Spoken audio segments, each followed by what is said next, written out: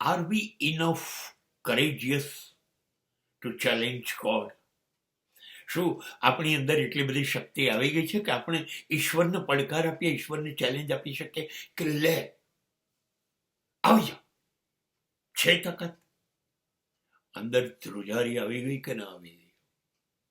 અરે આપણી અંદર તો ઈશ્વર નામનો ડર એવો લોકોએ પેદા કર્યો છે.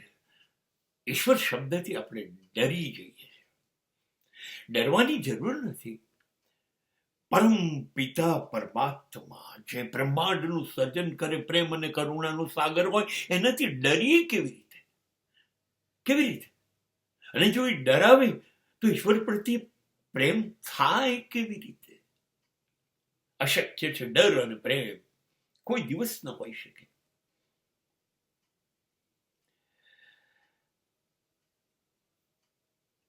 રોજ સાંજે આપણામાં તાકાત છે કહેવાની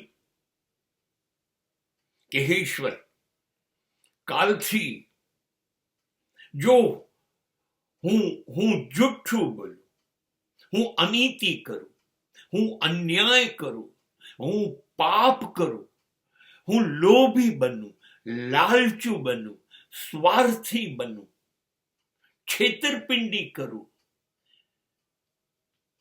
અભિમાની બનું, ક્રોધી બનું, આવું કરું તો તું મને સજા કરજે, સજા કરજે, પનિશ મી, સૌથી કડક બનજે અને મને તારાથી થાય એટલી કડક સજા કરજે. હું માફી નહીં માંગુ.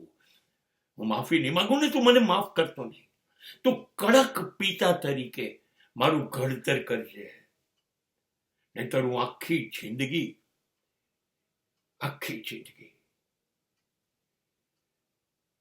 તારી દયાને કારણે આ હલકટઈની ખીણમાં જીવ્યા કરીશ.